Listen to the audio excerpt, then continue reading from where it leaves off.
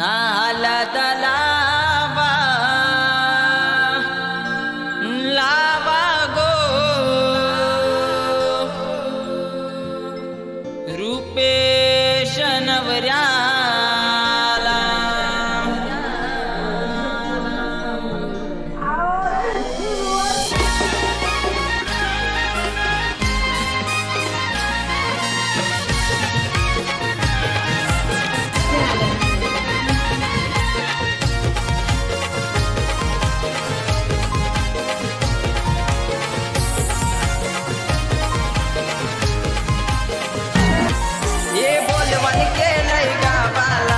जरीचा मांडव दाराला हे बोलवण केलंय गावाला जरीचा मांडव दाराला नालद लावा लावा गो रुपेश नवऱ्याला नालद लावा लावा गो रुपेश नवऱ्याला.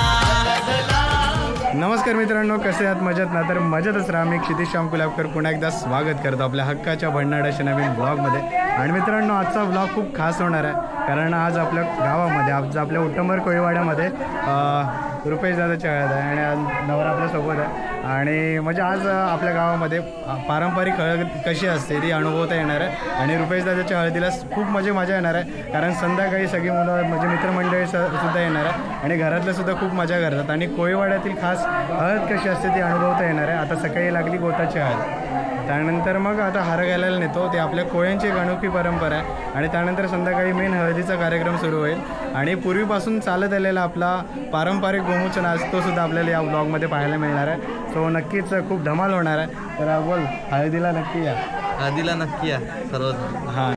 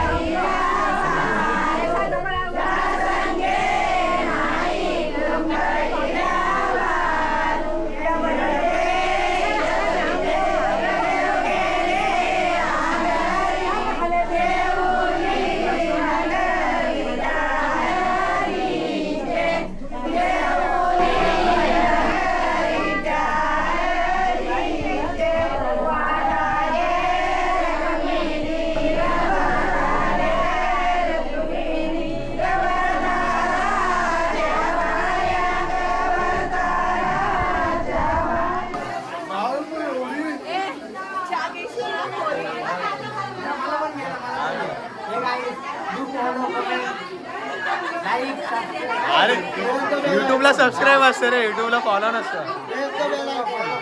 मित्रांनो, हे वेदांचे मित्र आहेत आणि वेदांचे आहे ते आहे का? हां, या हल्लीला तर आपल्याकडे आता हळदीचा सकाळचा कार्यक्रम चालू आहे आणि बघा गर्दी किती आहे. नवऱ्याला नालद लावा लावा गो रुपेश नवऱ्याला नालद लावा लावा गो रुपेश नवऱ्याला नालद लावा लावा गो रुपेश नवऱ्याला.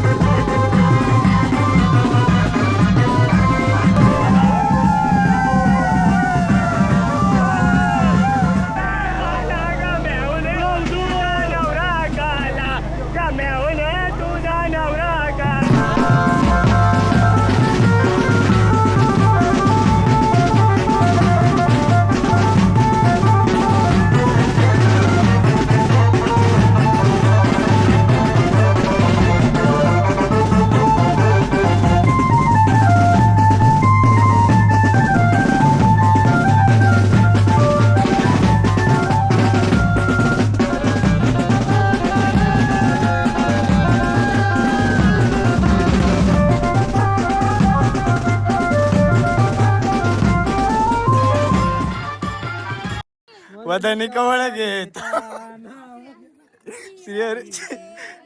अरे पुढचं आहे ना. सो मित्रांनो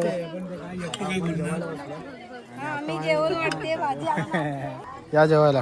तर मित्रांनो आता आपण आलेलो आहोत हार घालून. पण हार घालायला जेव्हा जातो सहसा आमचे मित्र नाचत नाही, पण नाचले ना तर असे नाचतात अंगामध्ये वारा आल्यासारखे नाचतात. पण काय काय जे व्हिडिओ असतात ते टाकू पण शकत नाही असे नाचतात. आणि खूप छान कार्यक्रम झाला. आता संध्याकाळी आपला हळदीचा मेन कार्यक्रम होणार आहे आणि इथं आपल्यासोबत मित्र आहे म्हणजे वेदांचे मित्र अभिषेक तांबे. ओके, फोटोग्राफर व्हिडिओग्राफर आणि ड्रोन शॉट पण खूप छान घेतले.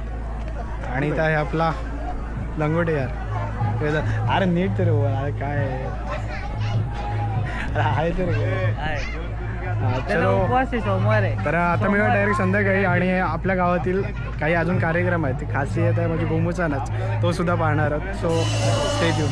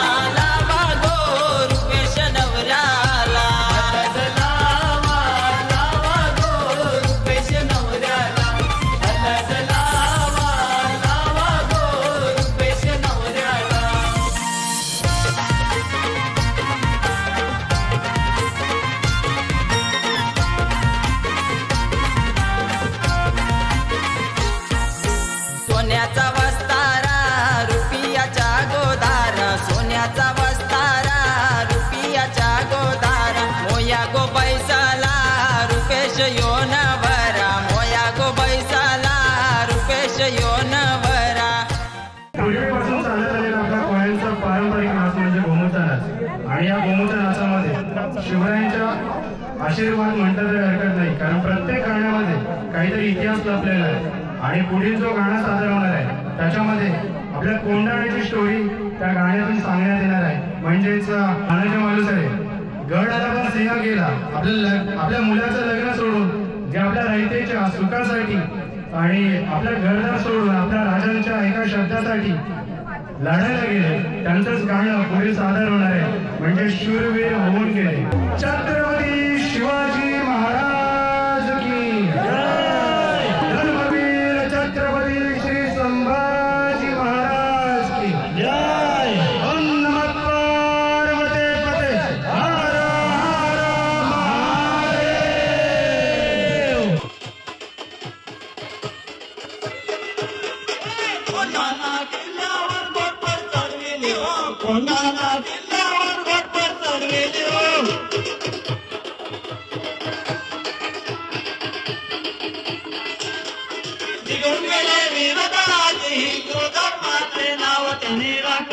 निघून गेले वीरताजी हिंदू धर्माचे नाव त्यांनी राखले.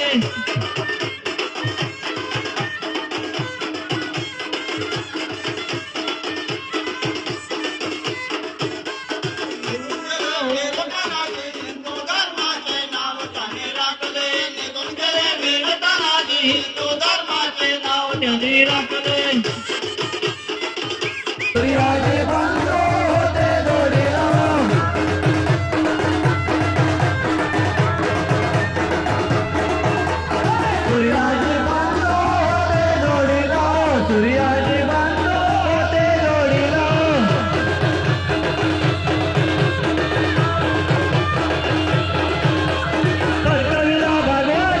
हिंदू धर्माचे नाव त्याने राखले.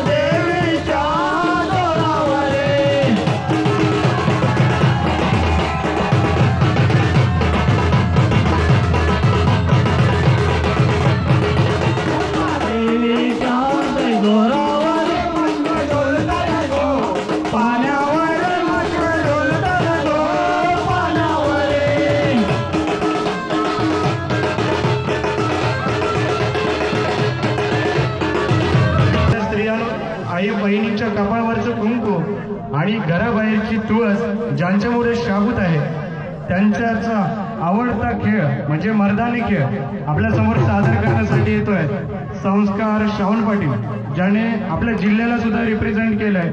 एका आपल्या कौतुकाची गोष्ट म्हणावी लागेल. सर्वांनी त्यासाठी टाळ्या वाजवायच्या.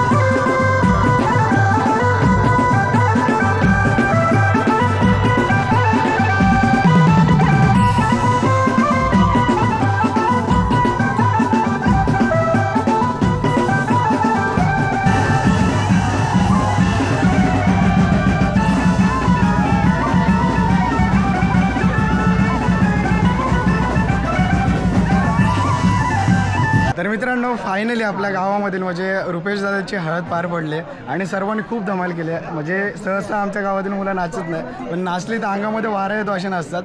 आणि हे बघा माझ्यासमोर आहेत सगळी मंडळाची ज्यांनी धमाल केली. आणि सर्वात मेन म्हणजे रुपेश दादा म्हणजे ते रोहित दादा. आणि सर्वांना कसं वाटतंय? ओके. आणि सांगायची अजून एक चांगली गोष्ट म्हणजे की आमच्या गावामध्ये अशी हळद मी पहिल्यांदाच बघली आहे. म्हणजे मी गावामध्ये राहून सुद्धा आणि खूप धमाल केला. आणि आमचा पारंपरिक गोमूचा नाच तुम्हाला कसा वाटला नक्कीच कमेंटमध्ये सांगा. तर सर्वांनी सोबत बोलायचं आहे. 1 2 3. ला